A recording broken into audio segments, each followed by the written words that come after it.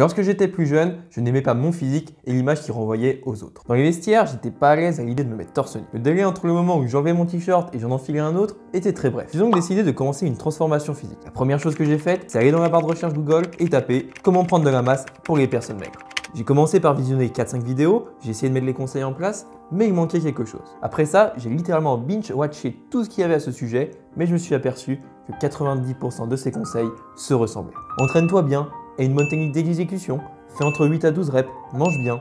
Il me disait ça comme si c'était simple et il n'y avait rien d'autre à faire. Mais ça, moi, ça me menait à rien. Je sentais qu'il me manquait quelque chose et le reflet dans le miroir était toujours le même. Et si toi aujourd'hui, tu te reconnais dans ce que je dis, c'est tout à fait normal parce qu'on a été dans la même situation. Mais maintenant, si je te disais que dans toutes ces vidéos, il manquait quelque chose que l'on ne nous a jamais dit. 3 éléments que l'on sous-estime mais pourtant fondamentaux qui te permettront de prendre de la masse musculaire si aujourd'hui tu es une personne maigre. Et ces éléments, c'est pas dans le domaine de la musculation que je les ai appris, c'est dans le domaine de la force athlétique. Mais avant qu'on aille plus loin, n'oublie pas de mettre un petit like et t'abonner. Lorsque tu es dans le domaine de la musculation, la génétique va distribuer différentes cartes en fonction des individus. Certaines cartes seront adaptées aux objectifs de la personne, malheureusement d'autres pas du tout. Et ça a été mon cas. Celle que j'ai reçue n'était pas 100% alignée avec mon objectif de départ. Du coup, ça m'a permis d'identifier 2 grandes cartes. Celle qui te permettra d'être doué dans la prise de muscle et celle qui te permettra d'être doué dans la prise de force. Ayant eu la deuxième carte, c'est tout naturellement qu'en 2017, je me suis orienté vers un programme de force en 5x5. Le fait d'avoir des facilités dans ce domaine, ça m'a permis de mieux apprécier mes entraînements. Après 2 mois, le programme en 5x5 se finit et c'est là que les choses intéressantes vont commencer. J'ai commencé par une période où ma progression était très lente et en plus où j'avais des douleurs au dos sur mon squat et sur mon deadlift. Du coup, la seule solution que j'avais, c'était faire un maximum de recherches sur internet pour comprendre pourquoi mes barres ne voulaient pas augmenter, pourquoi je stagnais. Mais je me suis vite retrouvé face à un gros problème qui est le trop plein d'informations.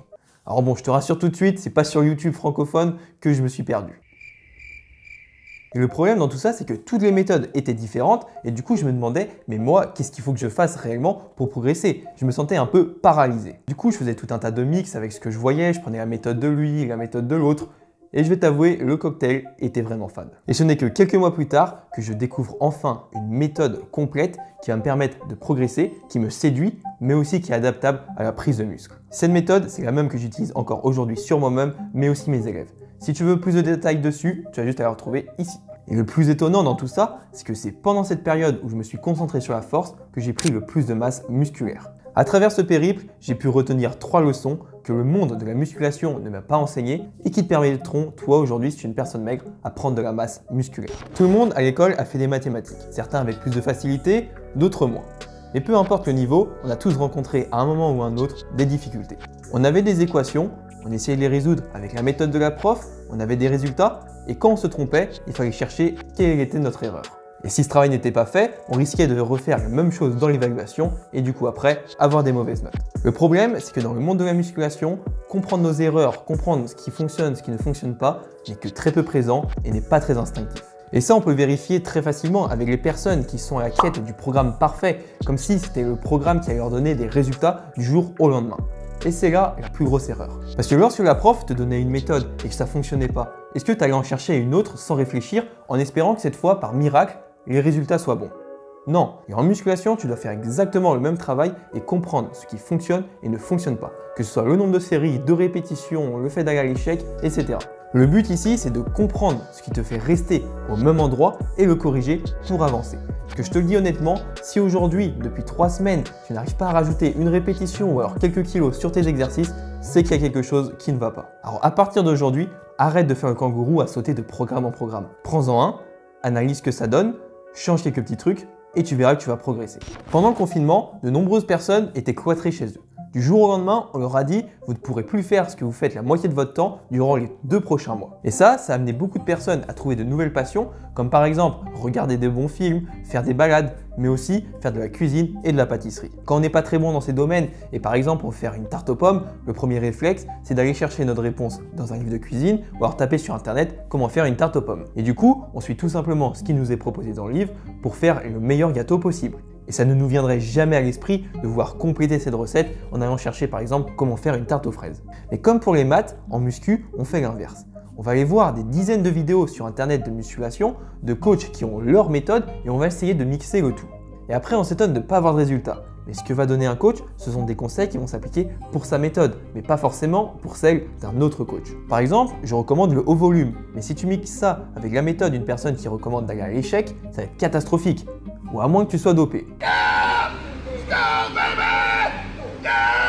Et du coup, lorsque j'ai commencé à stagner en force, sur YouTube anglophone, il y avait un tas de méthodes. Et j'ai commencé à mixer le tout.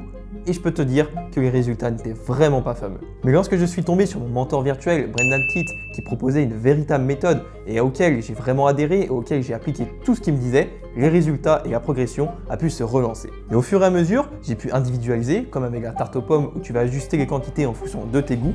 Et là, j'ai pu avoir encore de meilleurs résultats.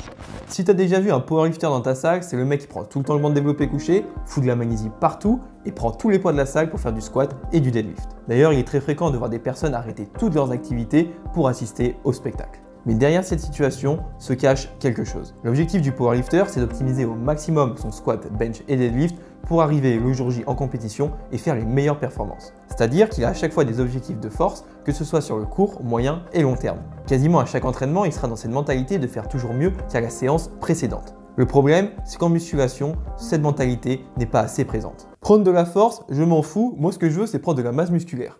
Qui n'a jamais entendu cette phrase? Et la plupart des pratiquants pensent beaucoup plus à la sensation, qui pourtant elle n'est pas un indicateur de progression, ou alors à la brûlure et la congestion qui ne sont qu'éphémères. Et du coup, ils placent le plus important qui est la charge secondairement.